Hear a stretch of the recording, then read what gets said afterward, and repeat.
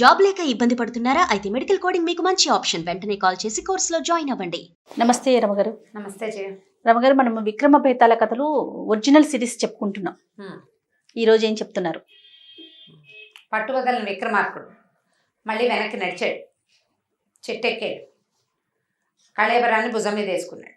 కళేబరంతో పాటు ఆవహించి ఉన్న భేతాళుడు కూడా విక్రమార్కుడు వెనకాలే వచ్చేసాడు. రాజుని చెప్పాడు, ఒక కొత్త కథ చెప్తాను, నీకు మార్గాయాసం తెలియకుండా ఓ కథ చెప్తాను, చివరి ప్రశ్నకి సమాధానం చెప్పాలి. ఎలా? సరే, ఏం చెప్పాడు? పూర్వం అట ఇది ఉజ్జయిని నగరంలో ఒక యువకుడు ఉండేవాడు. వాడి పేరు దేవశర్మ. అయితే ఏమైందట, వాళ్ళ నాన్న చాలా ఉత్తముడు, చాలా ఆస్తి స్వాస్థ్యబోళ్ళని ఉన్నాయి వాళ్ళకి.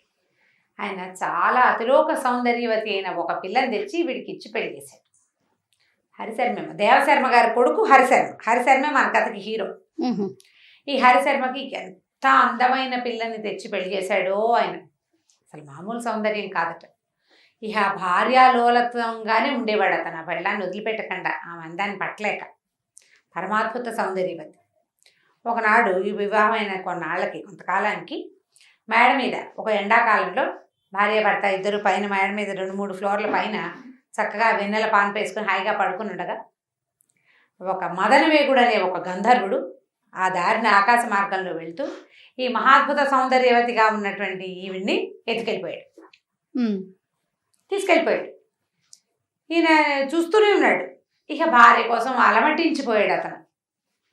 ఎంత ఏడ్చాడో, నా భార్యో అని. ఇక్కడ స్నానం చేసేది, ఇక్కడ పడుకునేది, ఇక్కడ నుంచునేది, ఇక్కడ తలుదుకునేది, ఇక్కడ పువ్వులు పెట్టుకుంటే మా ఆవిడ అంత బాగుండేది, ఇంత బాగుండేది, అట్లా అలా తలుచుకుని ఎంత పిచ్చుకుపోయేవాడు.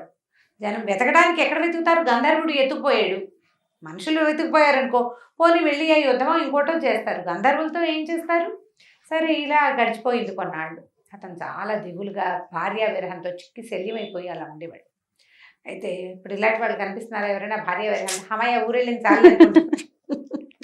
మిగిలిన వాళ్ళు చుట్టుపక్కల ఏమన్నారు, ఎందుకురా ఏడుస్తావు, పెళ్ళని చచ్చిపోయిన వాళ్ళగా ఏడవకు, ఎక్కడో చోట బతికే ఉంది కదా, పోనీను, నీకంటే గంధర్వుడు ఇంకా బాగా చూసుకుంటాడు, మీ ఆవిడ ఇంకా సంతోషంగా ఉంటుంది గంధర్వ లోకంలో, అలాగని సంతోషపడి ఇంకో పిల్లని పెళ్లి చేసుకుని కాస్త సంసారం ముందుకు తీసుకెళ్ళు, మీ నాన్న అమ్మ పెద్దవాళ్ళు అయిపోయారని అందరూ చెప్పినా అతను వినలా.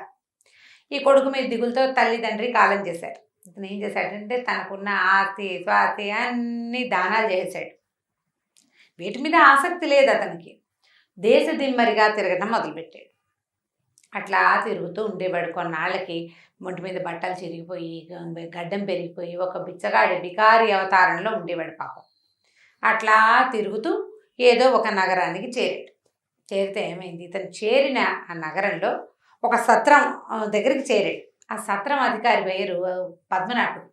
ఆ పూట ఆయన భార్య ఏదో నోము చేసుకుంటుంటే సరే, చాలామందికి భోజనాలు పెట్టారు. సత్రం కూడా అన్నదాన సత్రాలు ఉంటాయి, రాజులు వాళ్ళు మెయింటైన్ చేసేవి, కొన్ని కుటుంబాల ట్రస్ట్లు మేనేజ్ చేసేవి అవి ఉంటాయి కదా. సరే, ఏమైంది, అందరి భోజనాలు అవి అవుతున్నాయి. సత్రం అధికారి భార్య బయట వచ్చి నుంచుంది ఆవిడ గుమ్మంలో. సత్రము ఉంది, ఇల్లు ఉంది, పక్కనే ఉన్నాయి అన్నమాట. బయటకు వచ్చి నుంచుని చూస్తే ఈ బికారిగా దీనంగా ఉన్న అతను అరుగు మీద వచ్చి కూర్చున్నాడు ఈ హరిశర్మ. ఆవిడేమనుకుంది, అయ్యో పాపం అందరికీ ఏదో దరైపోయే వాళ్ళకి అన్నం పెడుతున్నాం, వీడు అసలు పాపం అన్నార్తుడు, ఇలాంటి వాడికి అన్నం పెడితే కదా మనకు పుణ్యం వచ్చేది అని. సరే, లోపలికి చూస్తే అప్పుడే అన్నాలు చివరి పెరుగన్నాల్లోకి వచ్చారు. అంతా విస్తర్లు, కొంతమంది లేచిన వాళ్ళు, కొంతమంది లేవని వాళ్ళు, గందరగోళంగా అంతా అంటూ మంగళం హైరాన్గా. ఆవిడేమనుకుంది, సరే గబగబా లోపలికి వెళ్ళి ఓ విస్తర్ నిండా చక్కగా పాయసం పెట్టి దాన్ని ధారాళంగా నెయ్యేసి పట్టుకొచ్చి ఈయనకి చేతిలో పెట్టింది. అయ్యా, మీరు ఆకలిగా ఉన్నట్టున్నారు, వెంటనే వడ్డించడానికి, ఇంకా సత్రం అంతా శుభ్రం అవ్వలేదు, ఇంకా అన్నాలు తింటున్నారు, ఇంకా భోజనాలు చేస్తున్నారు, కొంతమంది లేచారు, ఎంగిలిగా ఉంది, అంచేత మీరేం చేస్తారంటే కొంచెం అవతలగా తీసుకెళ్ళి ఎక్కడైనా కూర్చుని స్థిమితంగా తినండి అని చెప్పింది. అంటే లేట్ అయిపోతుంది, నువ్వు ఆకలితో ఉన్నట్టున్నావు అని భావించి పళ్ళెంలో పెట్టి చక్కగా నెయ్యి కూడా వేసి ఆకులో పెట్టి ఇచ్చింది. ఈయనది పుచ్చుకున్నాడు. సరే, ఎవరైనా అయాచితంగా అన్నం పెడితే తినద్దు, అన్నం తినాలి, అన్నాన్ని గౌరవించాలి. ఈ అన్నం పుచ్చుకుని వెళ్ళాడు. అక్కడ ఏదో ఒక దిగుడు బావి ఉంది. ఈ అన్నాన్ని ఆ గట్టు మీద పెట్టి దిగుడు బావిలోకి దిగాడు. కాళ్ళు చేతులు కట్టుకున్నాడు, మొహం మీద కాసిన నీళ్ళు చల్లుకున్నాడు, కాసిన మంచినీళ్ళు తాగాడు, లేచి పైకి వచ్చేసి పాయసం తిందాం అనుకున్నాడు. ఆవిడ ఏం చేసింది, ఆకులో పాయసం పెట్టింది, పైన నెయ్యి వేసింది. ఇంతలో ఒక విచిత్రం జరిగిందట. ఏం జరిగింది, ఆ సమీపంగా ఉన్న చుట్టుపక్కల ఉన్న చెట్లలోంచి ఒక తాచుపాముని ఒక గద్ద ముక్కును గరుచుకుంది. పైనుంచి వెళ్తుంది గద్ద, కింద పాము కనపడింది. ఏం చేసింది, ముక్కును గరుచుకోవడం కాదు, గోళ్ళతోటి పట్టి లేపింది తను తినడానికి. పాము విలవిల్లాడుతూ ఏం చేసింది, ఈ గద్ద తాలూకు కాళ్ళని చుట్టేసింది. గద్ద ఎగిరిపోతుంది, పాము దాని కాళ్ళని పట్టుకుని వేళ్లాడుతుంది. అయితే ఈ తన్నుకులాడుతున్నప్పుడు పాము కోరల్లోంచి విషం జారి ఆకాశం నుంచి భూమి మీదకి పడింది. ఆ పడ్డం ఎక్కడ పడింది, ఈయన పాయసంతో ఉన్న ఆకు పెట్టాడా, ఆ పాయసం మీద పడింది. పాము సర్పం తాలూకు విషం డైరెక్ట్గా. ఈయనకేం తెలుసు, ఈ పైన అన్నం నెయ్యి వేసింది కదా, చేయికడికి వచ్చాడు, ఒకసారి అంతా కలేసాడు, నెయ్యి ఉంది కదా, తినేసాడు. తినేస్తే ఒక 5 నిమిషాల్లో తెలిసిపోయింది అతనికి, లోపలికి ఏదో వెళ్ళకూడని పదార్థం వెళ్ళిపోయింది. కడుపులో నొప్పి, గొంతులో మంట, విలవిల్లాడిపోతున్నాడు, తణుకులాడిపోతున్నాడు ప్రాణం కోసం. అతనికి ఏం అర్థమైందంటే తను తిన్న ఆహారంలో విషం ఉంది అని అర్థమైంది. అట్లాగే ఎలాగో పడుతూ లేస్తూ ఆ సత్రం వాకిట్లోకి వెళ్ళి పడిపోయాడు. లోపల నుంచి వాళ్ళు పరిగెత్తుకొచ్చారు, ఆ పద్మనాభుడు భార్య. ఆయన ఏమైందంటే, అమ్మ మీరు పెట్టిన అన్నంలో విషం ఉందమ్మా, నేను చచ్చిపోతున్నాను, నాకు లోపల ఏదో అయిపోతుంది అన్నాడు. తన్నుకులాడిపోయాడు, మామూలుగా కాదు. ఇంకా ఒక 5-10 నిమిషాలు ఈలోపై ఉంది. పద్మనాభుడు కంగారు పడి, ఇప్పుడు మనం 108కి ఫోన్ చేస్తాం, వైద్యుడి కోసం కబురు చేశాడు. అటు ఇటు గాబరాగా పరిగెత్తారు. విషం పెట్టడం ఏమిటి, పైగా ఈవిడ ఇట్లా ఎందుకు పెట్టింది, అందరికి లోపల సత్రంలో పెడతారు, వీడికి ఒక్కడికి ఆకులో పెట్టి ఎందుకు ఇచ్చింది అని చుట్టుపక్కల జనాలంతా నానా మాటలు మాట్లాడేసుకుంటారు కదా, రకరకాల మాటలు జరిగిపోతున్నాయి. సరే, ఇంకొక నిమిషంలో వైద్యుడు వస్తాడనగా ఈ హరిశర్మ కాస్త ప్రాణం వదిలిపెట్టేశాడు. అయ్యో, చచ్చిపోయాడు. చచ్చిపోయేసరికల్లా నిర్ఘాంతపోయారు జనం అంతా. ఈయన పద్మనాభుడు పాపిస్తాన, నీ వల్ల ఒక బ్రాహ్మడు చచ్చిపోయాడు, విషాన్ని ఎందుకు పెట్టావో నీ దగ్గర సమాధానం లేదు, బ్రాహ్మణ హత్యాపాతకం బ్రహ్మహత్యాపాతకం నా నెత్తికి చుట్టావు నువ్వు. ఎందుకంటే భార్య పెట్టిందంటే భార్య తప్పులు భర్తవి, అంతే. భార్య ఖర్చు పెట్టే సంపదంతా భర్తది. ఈ పాపంలో నాకు భాగం ఇస్తావా నువ్వు, పో నా ఇంట్లో నుంచి వెళ్ళిపోమన్నాడు. చుట్టుపక్కల జనమంతా హాహాకారాలు చేశారు. కానీ ఏమనాలి ఇప్పుడు, బ్రహ్మహత్యాపాతకం, జారిపోయే బ్రాహ్మణ్ణి పాయసం పెట్టి చంపేసింది ఆవిడ. నిర్ఘాంతపోయారు అంతా, ఏం చేయలేకపోయారు. ఆవిడ ఏడుస్తూ వెళ్ళిపోయింది ఇంట్లోంచి బయటికి, ఏడుస్తూ ఇంట్లోంచి బయటికి వెళ్ళిపోయింది. ప్రజలంతా ఏం చెప్పాలో తెలియకుండా మీదకుండిపోయారు. ఆ రాజభటులు వాళ్ళు వచ్చి ఇది చనిపోయినటువంటి హరిశర్మకి అంత్యక్రియలు అవి చేసేసారు. ఇప్పుడు భేతాళుడు అడుగుతున్నాడు, కథ చిన్నది, దీని మీద డిస్కస్ చేద్దాం మనం కొంచెం. రాజా, ఈ పాపం ఎవరిది, పద్మనాభుడి భార్యదా, గరుడ పక్షిదా, పాముదా, ఈ ముగ్గురులో ఎవరిది ఈ పాపం? పద్మనాభుడి భార్య అతనికి పాయసం ఇచ్చి అక్కడికి పంపకుండా ఉంటే సరిపోయేది. పాయసం మీద నెయ్యి వేసింది, నెయ్యి అనుకుని విషాన్ని కూడా కలిపేసుకున్నాడు అతను. ఇక్కడే ఇంకో 10 నిమిషాలు ఉండండి, వంటలు ఎంగిళ్ళు అయిపోయాక మీకు అన్నం పెడతానంటే సరిపోయేది. కానీ అన్నం ఇచ్చింది. పాము దాని విషాన్ని అది కక్కేసింది, దాన్ని పైకి తీసుకెళ్ళింది. పైనుంచి పాము విషం అన్నంలో పడేలాగా చేసింది గరుడ పక్షి.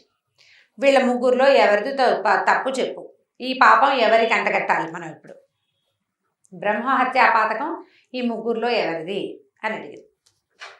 ఎంత బాగుంది యుక్తిగా ప్రశ్న. అప్పుడు రాజుగారు చెప్పాడు, విక్రమార్కుడు ఏం చెప్పాడో ప్రేక్షకులను అడుగుదామా, మనమే చెప్దామా? ఇప్పుడు లైవ్ అయితే ప్రేక్షకుల నుంచి మనం ఆన్సర్ తీసుకునే వాళ్ళం, అవకాశం లేదు కాబట్టి మీరే చెప్పేసేయాలి. రాజు ఏం చెప్పాడంటే, వీళ్ళ ముగ్గురిది తప్పు కాదు, ఆవిడ అన్నార్తుడిని చూసి అన్నం పెట్టాలని భావించింది, తప్పు కాదు. తప్పు కాదు, ఆమెది తప్పు లేదు అసలు. గరుడ పక్షి తన తిండి కోసం పాముని పట్టుకుంది, లోక సహజమైన సంగతి. ఒక పాముని అది మంచి పరువంలో ఉన్నప్పుడు ఎవరైనా పట్టుకుని పైకి లేవదీస్తే దాని నోట్లోంచి విషం అసంకల్పిత ప్రతీకార చర్యగా పడిపోతుంది. ఇప్పుడు పాముది కూడా తప్పు కాదు, ఈ ముగ్గురికి ఈ పాపం అంటదు. ఎవరైనా మూర్ఖుడు వీళ్ళ ముగ్గురులో ఎవరో ఒకళ్ళకి బ్రహ్మహత్యాపాతకాన్ని కనుక అంటగట్టాడో అది వాడికి వెళ్తుంది. ఇప్పుడు పద్మనాభుడికి వెళ్ళింది ఇది, చూసారా? ఇప్పుడు సత్రమధికారి అయినటువంటి పద్మనాభుడు ఏ సంబంధము లేని వాడికి అంటింది. ఎందుకంటే ఇలా కాకతాళీయంగా జరిగిన వాటిలలో ఒకళ్ళని దోషిగా చేయకూడదు. ఆ దోషిగా చేసే ప్రయత్నం కనుక ఎవరు చేస్తారో ఆ తప్పు వాళ్ళదవుతుంది. కాబట్టి వీళ్ళ ముగ్గురికి పాతకం లేదు, ఆయనకి పాతకం ఉందని చెప్పాడు విక్రమార్కుడు. బేతాళుడు మెచ్చుకున్నాడు. ఇలాంటి ప్రశ్నకి నువ్వు తప్పిస్తే ఎవరు సమాధానం చెప్పలేరు. వ్యక్తుల వల్ల కాదు, ఇది మామూలు వాళ్ళ వల్ల కాదు, నువ్వు కాబట్టి ఇలాంటి ఆన్సర్ చెప్పావు, కానీ నువ్వు మౌనభంగం చేసావు, నేను వెళ్ళిపోతున్నాను అన్నాడు. వెళ్ళిపోతున్నానని వెళ్ళిపోయాడు. ఇప్పుడు వీడు ఈ హరిశర్మ అనేవాడు వాళ్ళ ఊళ్ళో ఉంటే పోయేవాడా కాదు, ఎలాగోలాగా ఉండేవాడు, బతికేవాడు. ఓ భార్య పోతే ఇంకో పెళ్లి చేసుకుంటే సరిపోయేది. జీవితంలో ముందుకెళ్ళాలి కదా, వెళ్ళకుండా పో అని భార్య వద్దు, నీ ఇంట్లోనే నీ వాకిట్లోనే నువ్వు ఉంటే పోయేది. దేశ దిమ్మరి అవటం కూడా అతను తప్పు, చావడానికి ఆ ఊరు వెళ్ళినట్టు అయ్యింది కదా. మనం సాధారణంగా ఇలా చాలా విషయాలు మన దగ్గర జీవితంలో జరుగుతూ ఉంటాయి. మనం వీళ్ళ వల్లే వాళ్ళ వల్లే వీళ్ళు ఇంకొకరిని నిందిస్తూ మొదలెట్టుకుంటే ఉంటాం, ఎవరో ఒకళ్ళకి దీన్ని ఆపాదించుతాం, ఆ బాధ్యుల్ని చేయడానికి ట్రై చేస్తాం. మనం ఎవరో ఒకళ్ళు ఆ బాధ్యత తీసుకోవాలని అనుకుంటాం, కాలానికి దాన్ని వదిలిపెట్టేయాలి. ఏదో ఒక మిస్టేక్ ఒకటి జరుగుతుంది, ఆ జరిగిన దానికి ఏ ఒక్కళ్ళు బాధ్యులు కాకుండా పోతారు. ఇది ఇలా జరగకపోతే అది అలా జరిగేది కాదు, అది అలా జరగకపోతే ఇంకోలా జరిగేది కాదు, అది అట్లా జరగడం క్యాజువల్గా జరిగింది అంతే. కాబట్టి ఒకరిని బాధ్యుల్ని చేయటం కానీ ఎవరో ఒకళ్ళకి ఈ తప్పును అంటగట్టేయటం, ఆపాదించేయటం అది చెయ్యకూడదు. విక్రమార్కుడు చెప్పిన పని, ఆపాదించిన వాడు ఎవడుంటాడో ఆ తప్పు వాళ్ళదే అవుతుంది, చాలా బాగుంది, మన మీద ఉండిపోతుంది అన్నమాట. కాబట్టి ఎప్పుడైనా ఇలాంటి దుస్సంఘటనలు జరిగినప్పుడు తప్పెవరిది అనేది కొంచెం కూలంకషంగా ఆలోచించిన నింద వేయకూడదు, నింద వేయకూడదు అనమాట. చాలా బాగుంది రమ్మగారు. మనకి రైట్ రమ్మగారు, నమస్తే. నమస్తే జయ.